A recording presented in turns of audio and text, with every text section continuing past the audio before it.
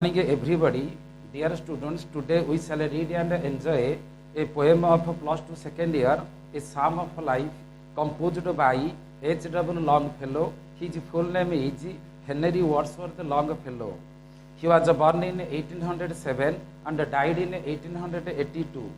He is an American poet and educator. The present poem, A Psalm of Life, is one of the most inspirational poem purely based on the philosophy of human life.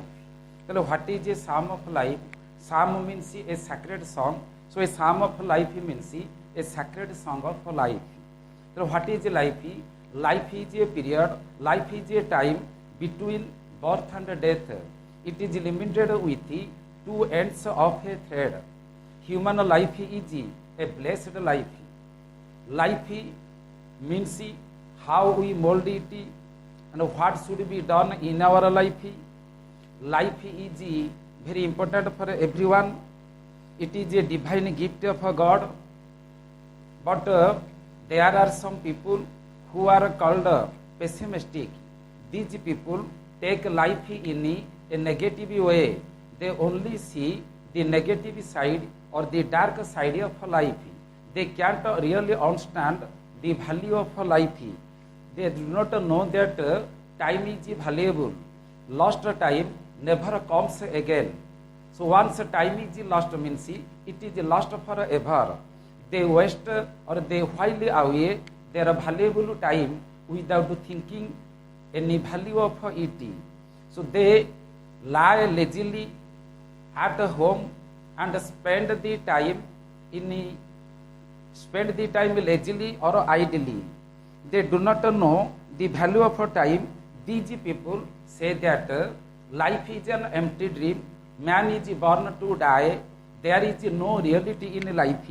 But the poet shows positive attitude towards life in this poem. The poet is not altogether agree with the opinion of these negative-minded people or pessimistic people. He is in his opinion that life is not an empty dream. It is real. Life is earnest. Life is how we take it. If we take life in a positive way, everything is possible on our parts. If we take life in a negative way, everything seems impossible on our part. Then let's take an example to illustrate, to clear our doubts, that if we put on red glass, the world will seem red to us. If we put on yellow glass, the world will seem yellow to us. But if we look the world with our naked eyes, we can enjoy the natural beauty of life, the natural beauty of the world.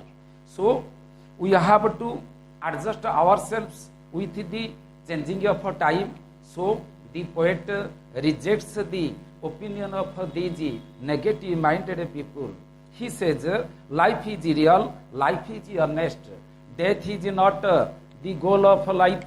Grave is not its goal. It means grave means death. Death is not the goal of life. Dust thou art, and to dust thou returnest. It means human body is a subject to death. It is perishable.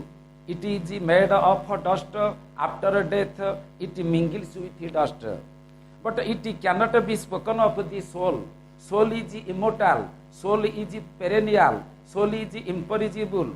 It is not a subject to death. There is no death of human soul. After death, the soul which is imprisoned in our body for years gets its salvation, emancipation, or takes rebirth again. So, soul, life means soul. As the soul is immortal, so human being is immortal. There is no death of human being, nor enjoyment, nor sorrow. Some say that life is full of struggle, life is full of empty dreams. There is nothing reality in life. But life means neither enjoyment nor sorrow. life is just a mixture of success and failure, ups and downs, enjoyment and sorrow, pain and pleasure. So we have to take life in a positive way. Death is not our destined end. We have to act in such a way that each tomorrow will be better than today. We can change the destiny of our life with our noble deeds. So he says, art is long and time is fleeting. Here art is permanent, art is time transcending. Time cannot erode it, fire cannot burn art, or water can't drown it. Art is always long. 1200 artists who built the Konark temple are no more with us, but the Sun temple at Konark stands there for years. So time is fleeting. Here time refers to our lifetime. The lifetime of a human being is very short. Time is always on its way. Lost time never comes again. Human lifetime is very limited. So within this short period of our life, we cannot learn all kinds of art. Our hearts, thou stout and brave, however strong and healthy you may be, but the day will come, you will die, and your dead body will be taken to the graveyard with funeral in a funeral marches with the sounds of muffled drum. All things shall pass away. Death is universal. Death is perennial. The cold hands of death will embrace everyone sooner or later. But by noble deeds we can win death. In the next stanza, it is stated that the world is a spacious battlefield. Which part of speech is used here? Here, the parts of speech used is simile. It is just a direct comparison between two dissimilar things. Here, the world is compared with the battlefield, and the humans are compared with the soldiers. The world is a spacious battlefield where we all human beings are just like soldiers. We are in the temporary military camps. The day will come when we will die, but we will leave our their footprints on the sand of time. We are soldiers. We are in temporary military camps. We are dare-hearted. We are courageous. We should not accept our defeat like a dumb-driven cattle. We should face the adversities of life with a determined spirit, just like the soldiers who confront the enemy without any fear. So be not like a dumb-driven cattle. Be a hero in the strife. Here strife means struggle. Hero means a dare-hearted person, a courageous person. Be a hero in the strife means be a hero in the struggle of life. Don't behave like a coward person. Don't behave like a coward. Don't behave like a dumb-driven cattle. Trust no future, however present it may be. Dear students, we always hope for the better chance in future to do something else. But always believe that, or always know that, trust no future, however pleasant it may be. Why? Because past is dead, future is uncertain, past is history, future is mystery, present is only alive. Present is alive because it is with us at present. So we have to do something good for the society. We have to do something noble for the well-being of the country, nation, or countrymen, without waiting for any reward, any chance in future.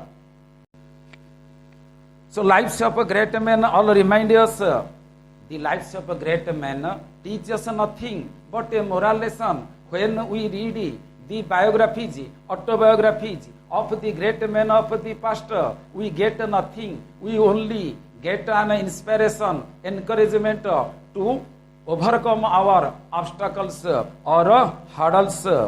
So lives of great men, the great men of the past have left their noble footprints on the sand of time to guide us, to show us perfect direction how to reach our destination.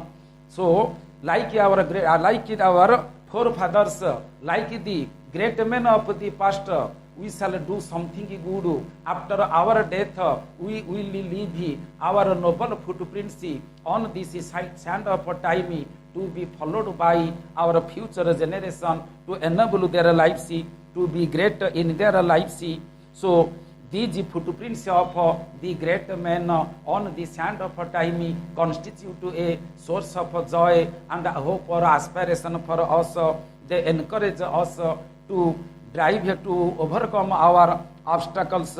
So finally, in the last stanza, the poet gives us, teaches us a moral lesson that we stand erect and prepare or be ready to confront any kind of situation or hurdles that come on your way to achieve your goal. Still achieving, still pursuing. Human wants are unlimited. The more he gets, the more he wants. He is never satisfied with all that God has given to us. It is written in our sacred book that do your duty at present without waiting for its result in future. But the poet says that if you work hard, your success is sure. So always lead active life. This is very long poem. I just taught you in a nutshell. Thank you well. We shall read the next poem in the next period and discuss about the question answers of this poem. Thank you all.